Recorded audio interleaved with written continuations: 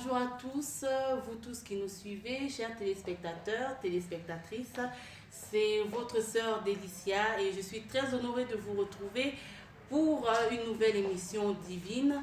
Nous voulons tout simplement vous dire que vous êtes divines. Vous êtes divines, vous êtes des créatures divines, vous êtes des créatures merveilleuses, quel que soit ce que le monde ou l'homme dit de vous. Nous ne sommes pas ce que le monde dit que nous sommes, mais nous sommes ce que la parole dit que nous sommes. Et cette parole nous dit bel et bien que nous sommes divines, car créées à l'image et à la ressemblance de Dieu. Alors aujourd'hui, nous développons toujours le thème de la femme. Et donc j'ai l'honneur et le grand plaisir de recevoir pour vous une servante de Dieu, la servante Sarah Chamala. Bonjour, servante de Dieu. Bonjour. Oui, je m'appelle Sarah Bapa. Bapa, c'est le nom de mon mari, donc je porte son nom. Je m'appelle Sarah Bapa Chamala, mère de 3 enfants, visionnaire de l'église Arche pour la Terre Promise. Nous sommes situés à Ixelles.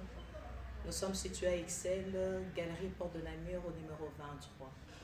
Donc ça fait 5 ans que l'église est implantée à la Porte de Namur. Nous sommes établis à la Porte de Namur, à la Galerie Porte de Namur, là, tel que je l'ai dit tantôt. Ça fait 5 ans que j'exerce en tant que pasteur. D'accord. En tout cas, c'est un immense plaisir de m'entretenir avec vous.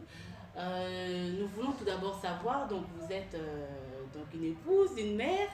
Est-ce que c'est important le mariage, les enfants et le ministère? Est-ce que ce sont des critères importants pour une vie stable? Est-ce que ça fait partie des critères de stabilité de la vie d'une femme?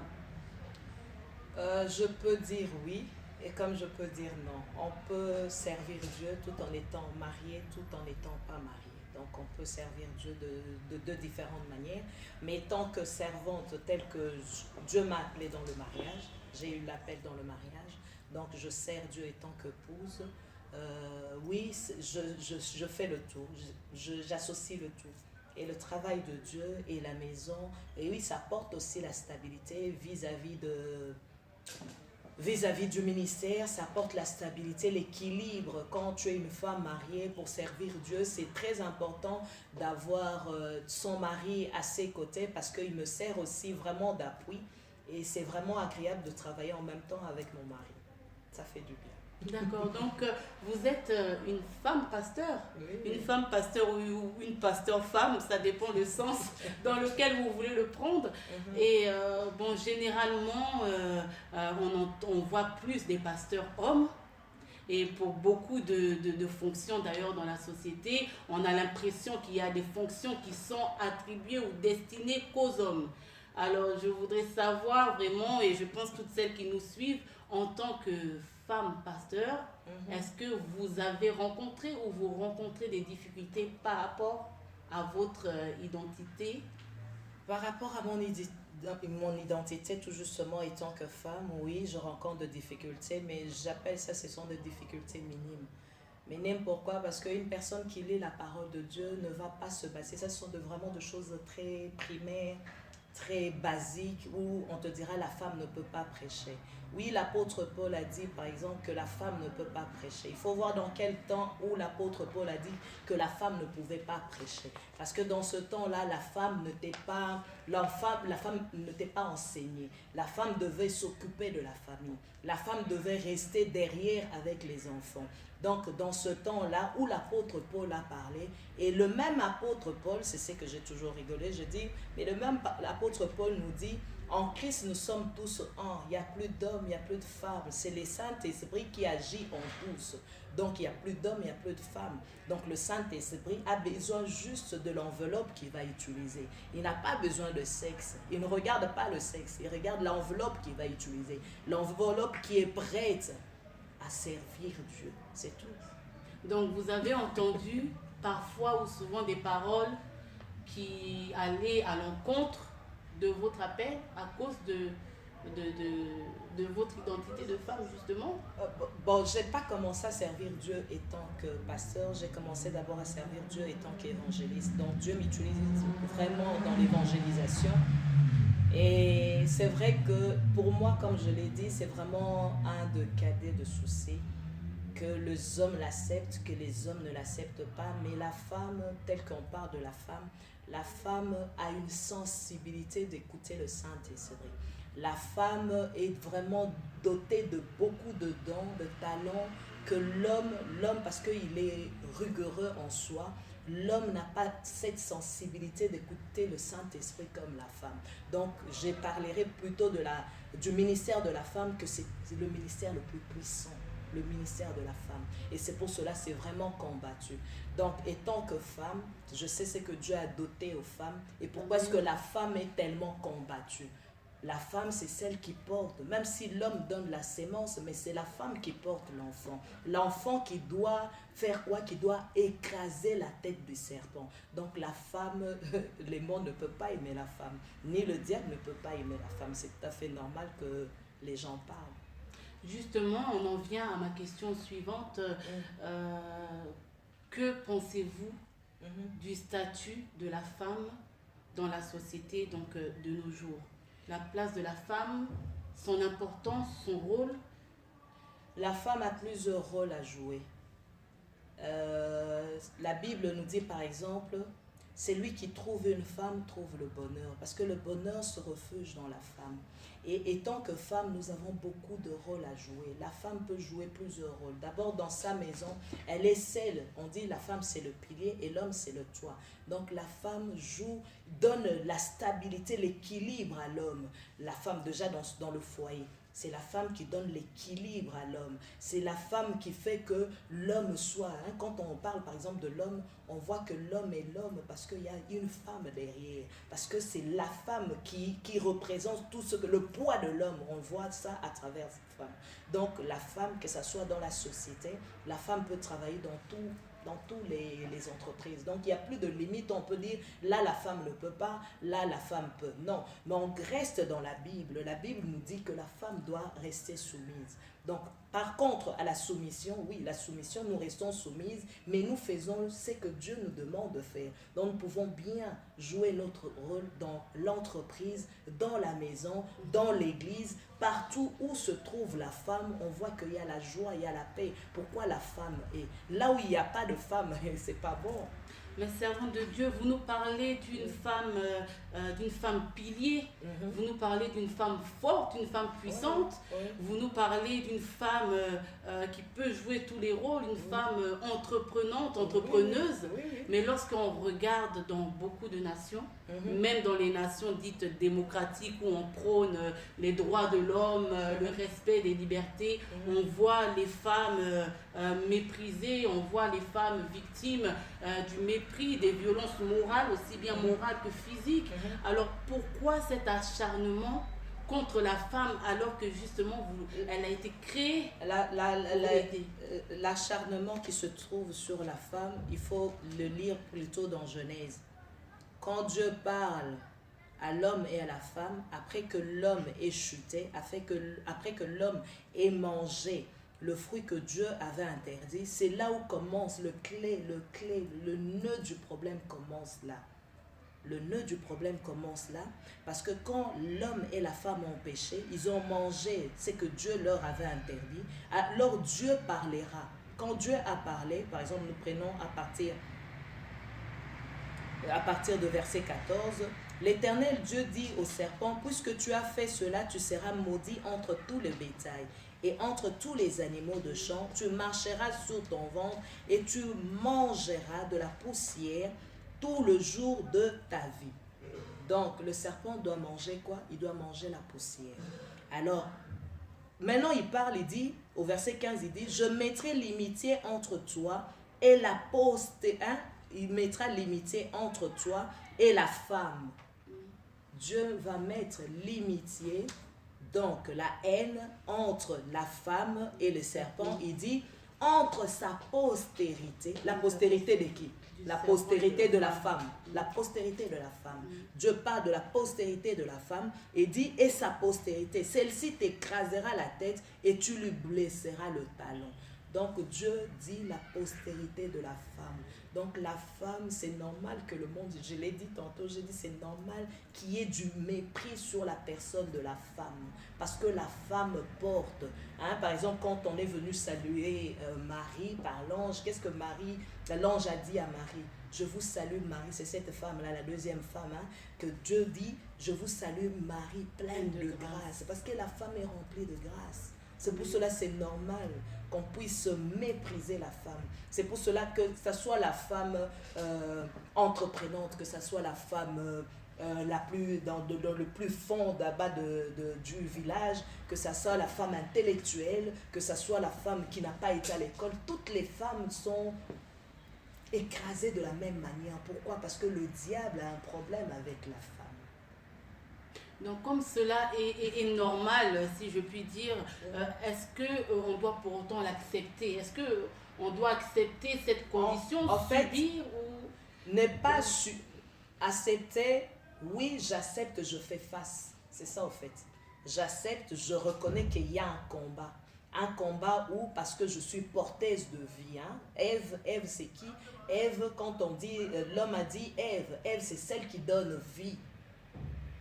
L'ennemi ne peut pas aimer celle qui donne vie. C'est impossible. Puisque je donne vie, donc je sais que je prends conscience qu'il y a un danger, il y a un combat. Et comment est-ce que je dois agir par rapport à tout ce combat qui se lève contre moi? Je ne dois pas accepter, subir cela, mais je dois faire face à ce combat. Je ne dois pas fuir le combat qui vient vers moi, mais je fais face, j'attaque cela et je les aplane. C'est ce que je dois faire. Et comment faire face alors? Parce que là, certainement, beaucoup de femmes... Comment je fais face? Oui. Par exemple, moi, étant que pasteur, les gens peuvent parler, je ne prête pas attention à ce qu'ils disent. Pour rester solide. C'est pour cela que j'ai parlé tantôt, quand je parlais avec l'homme de Dieu, des armes de Dieu. J'ai besoin de casques.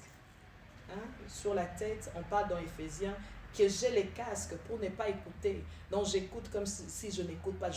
Mon but à moi, c'est d'arriver à accomplir ma mission.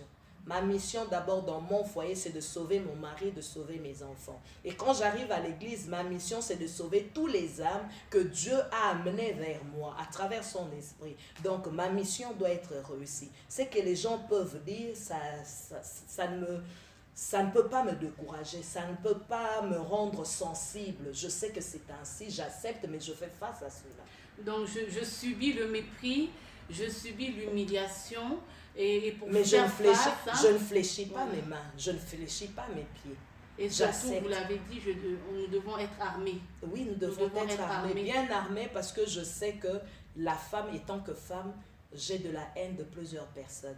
Étant que femme, le ministère que Dieu m'a donné, il n'y a pas des hommes qui vont acclamer ce que je fais. Le travail que je fais, beaucoup d'hommes ne le feront pas.